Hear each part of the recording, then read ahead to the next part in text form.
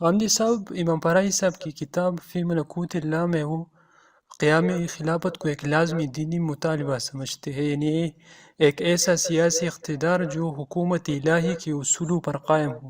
وہ استدلال کرتے ہیں کہ خلقت انسان کی غائد کا اصول خلافت قائم کرنے کے بغیر ممکن نہیں، کیونکہ اس سے وہ معاشرہ وجود میں آتا ہے جس میں نفس انسانی درجہ کمال تک پہنچتا ہے، لہٰذا اس کے اصول کے لیے جدوجہد کرنا لازمی ہے۔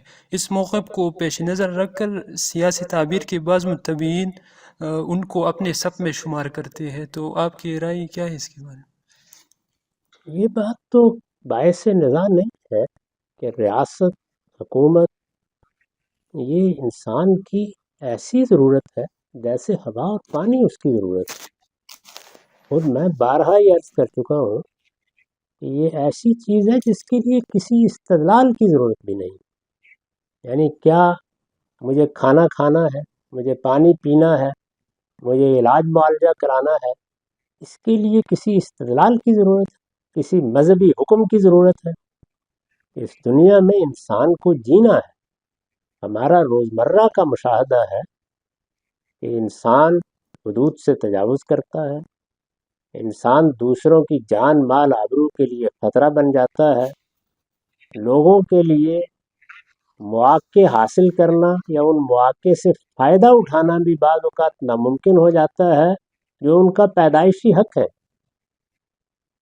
اور ایسے حالات پیدا کر دیے جاتے ہیں جس میں شاید لوگ اپنے گھروں کو کلوں میں بدل کر رہ لیں تو رہ لیں، اس کے سوا چارہ نہیں ہوتا۔ قبائلی علاقوں میں جا کر دیکھ لیجیے۔ تو اس لیے ریاست انسان کی ضرورت ہے۔ ریاست کہیے، حکومت کہیے، یا سوسائٹی میں ایسا نظم پیدا کرنا جس میں مجرموں کا ہاتھ پکڑا جا سکے، حق تلفی کرنے والوں سے لوگوں کے حقوق دلوائے جا سکیں، جیسے کہ سیدنا صدیق نے اقتدار سنبھالتے ہی جو پہلا خطبہ دیا تو اس میں یہی بات کہی تھی کہ میری اولین ذمہ داری یہ ہے کہ میں کمزوروں کو طاقتوروں سے ان کے حقوق دلوا دوں۔ اسی طرح سے اگر جان مال آبرو کے خلاف زیادتی ہوتی ہے تو اس کو ہونے سے پہلے روکنے کی صحیح کرنا، ہونے کے بعد مجرموں کو کیفر کردار تک پہنچانا، یہ انسانی ضرورت ہے۔ ریاست اس ضرورت سے پیدا ہوئی، اس وجہ سے کوئی شخص علم و عقل کی سطح پر اس ضرورت کا انکار نہیں کر سکتا۔ اس کے لیے میرے نزدیک کسی استدلال کی ضرورت ہی نہیں۔ یعنی میں تو یہ عرض کر رہا ہوں کہ مذہبی استدلال کی یا مذہبی ہدایت کی ضرورت اس وقت ہوگی جب کہ انسان کسی بڑے معاملے میں غلطی کا ارتکاب کر رہا ہو۔ اس وقت دیکھ لیجئے دنیا میں کتنے مذاہب کے لوگ ہیں، کتنے نقطہ نظر کے لوگ ہیں۔ حد یہ ہے کہ جن لوگوں نے یہ تصور پیش کیا 20ویں صدی میں اور اس پر ایک معرکہ لڑا کہ ریاست کو بالآخر ختم ہو جانا چاہیے، وہ بھی ریاستی کے تحت اپنا نظام قائم کرنے کے لیے مجبور تھے۔ سوویت یونین میں دیکھ لیجئے، چین میں دیکھ لیجئے، یا جو 2 3 4 ممالک اور اب رہ گئے ہیں جن میں کمیونزم یا سوشلزم کی بنیاد پر حکومت کا نظام قائم کیا گیا ہے۔ تو اس لیے یہ تو کسی استدلال کا محتاج ہی نہیں۔ اس میں نہ کسی فی ملکوت اللہ کا حوالہ دینے کی ضرورت ہے، نہ قرآن کی آیتیں سنانے کی ضرورت ہے۔ قرآن مجید نے اس معاملے کو یہاں سے نہیں لیا، اس نے یہاں سے لیا ہے کہ جیسے انسان کھاتا پیتا ہے تو یہ بتانا اس کو مقصود ہے کہ تمہیں طیبات کھانے چاہیے، تمہیں کھانا چاہیے، تمہیں پینا چاہیے۔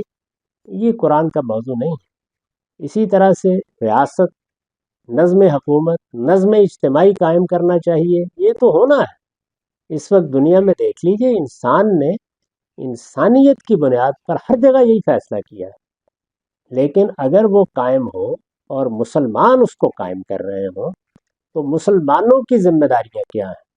وہ اپنے آپ کو کیا سمجھیں، وہ کس حیثیت سے اس نظام میں اپنی ذمہ داریاں ادا کریں، ان کے اس میں دینی فرائض کیا ہیں، یہ چیزیں بیان کی گئی ہیں۔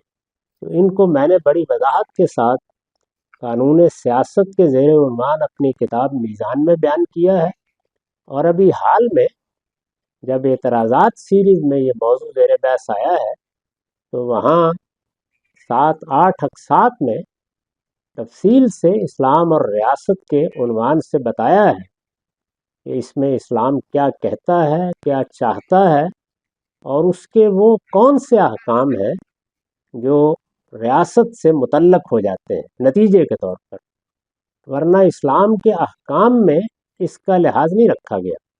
اس میں احکام کو 2 حصوں میں تقسیم کیا گیا ہے، فرد بحیثیت فرد جن کا مخاطب ہے جیسے نماز پڑھنی، اور معاشرہ یا مسلمانوں کی جماعت بحیثیت جماعت مخاطب ہے جیسے مثلا نماز جنازہ ادا کرنی۔